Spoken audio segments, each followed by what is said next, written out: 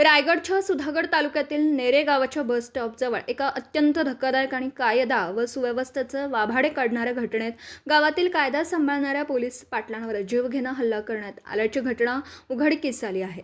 या प्रकरणी पाली पोलीस ठाण्यात एकूण 8 आरोपींविरुद्ध गुन्हा दाखल करण्यात आला असून परिसरात प्रचंड खळबळ उडाली आहे। या गंभीर घटनेकडे रायगड जिल्हा पोलीस अधीक्षक आचल दलाल यांनी या प्रकरणी गांभीर्याने लक्ष देऊन आरोपीवर जलद व कडक कारवाई करावी अशी मागणी पोलीस पाटील यांच्या कुटुंबियांनी केली आहे। मिळालेल्या सविस्तर माहितीनुसार फिर्यादी चंद्रकांत नथुराम पोकळे वय वर्ष 42 हे नेर गावचे पोलीस पाटील म्हणून कार्यरत आहेत। 10 जुलै रोजी रात्री 8:45 वाजण्याच्या सुमारास चंद्रकांत पोकळे हे नेर गावच्या बस स्टॉपजवळ उभे होते। यावेळी आधी केलेल्या एका तक्रारीचा जुना राग मनात धरून 3 मोटारसायकलवरून आलेल्या तरुणांनी त्यांना अडवलं।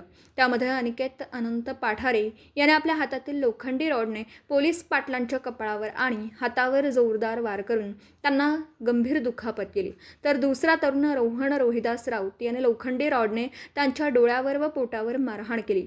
हल्ला एवढ्यावरच थांबला नाही। तिसरा तरुण आदित्य अनिल पाठारे याने पोलीस पाटलांना ओढाताण करून त्यांच्या गळ्यातील सोन्याची चैन तोडून नुकसान केलं, तर मिहीर मनोहर पाठारे याने त्यांना जमिनीवर खाली पाडलं। त्यानंतर ऋषिकेश पाठारे, सुधीर पोकळे, साहिल पोकळे, अनिल पाठारे यांनी संगनमत करून इको गाडीतून येत पोलीस पाटलांना अमानुषपणे लाथाबुक्क्यांनी मारहाण केली आणि त्यांच्या हातातील मोबाईल जमिनीवर फेकून तोडून टाकला।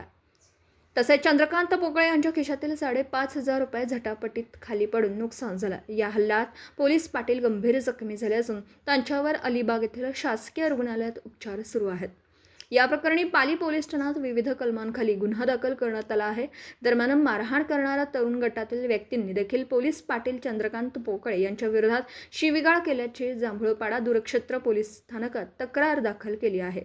पोलीस पाटलावर झालेल्या हल्ल्यामुळे संपूर्ण सुधागड तालुक्यात सध्या तणावाचं वातावरण असून पोलीस या प्रकरणाचा सखोल तपास करीत आहेत।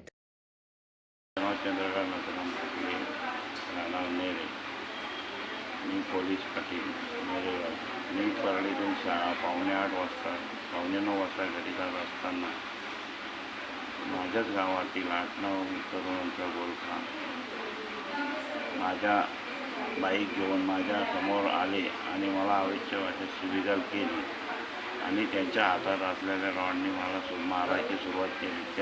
त्या मारानेच मी खाली कोसळलो। तसेच आजूबाजूचे 4-5 जण त्यांनी लाथाबुक्क्यांनी मला मारहाण केली, तरी त्यांच्यावर कठोर कारवाई होईल। मी आत्ता अलिबागला सिव्हिल हॉस्पिटलमध्ये उपचार घेत आहे।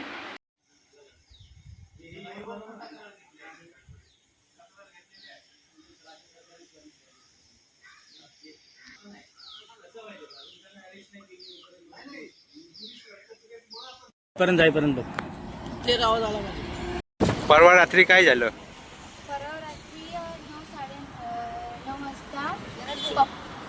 परवा रात्री 9-9:30 वाजता पप्पा इथे बस स्टॉपवर बसले होते आणि गावातले काही स्थानिक नागरिक आले आणि त्यांना दमदाटी करून मारायला सुरुवात केली। त्यांनी धक्का वगैरे द्यायला लागले आणि माझ्या पप्पांचं नाव हल्ला केला, माझ्या पप्पाला हल्ला केला आणि डोक्यावरती वगैरे, पोटावरती, हातांवरती खूप सिरियस आहेत ते।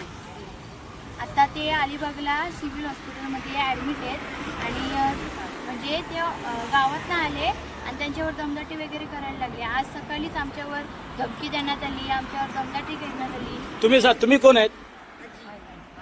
त्या मारले त्यांची आई आहेत का? मारले त्यांची आई आहेत। तुमचं काय म्हणणं आहे? माझ्या मुलाला तेही बिनअप्रती का मारायचं? माझ्या मुलावर हल्ला केला तेही।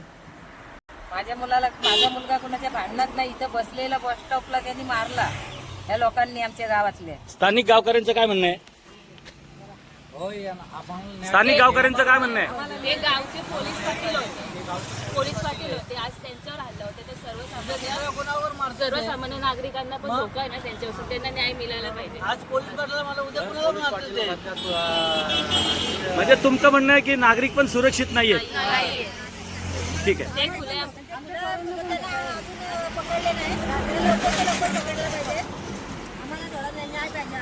ठीक आहे। या गोष्टीला 4था दिवस चालू झालेला आहे। खुलेआम फिरतात हे नागरिक येते, गुंड येते, खुलेआम फिरतात आणि आम्हाला न्याय काही ना अजून नाही का? बस video reporter Dhammasheel Sawant, KTV news, Raigad. आपल्या परिसरातील बातम्या आमच्यापर्यंत पोहोचवण्यासाठी स्क्रीनवर दिलेल्या क्रमांकावर संपर्क साधू शकता. दूरध्वनी क्रमांक 9833235011. त्याचप्रमाणे अधिक माहितीसाठी स्क्रीनवर दिलेल्या KTV न्यूजच्या ईमेल ID वर देखील संपर्क करता येईल.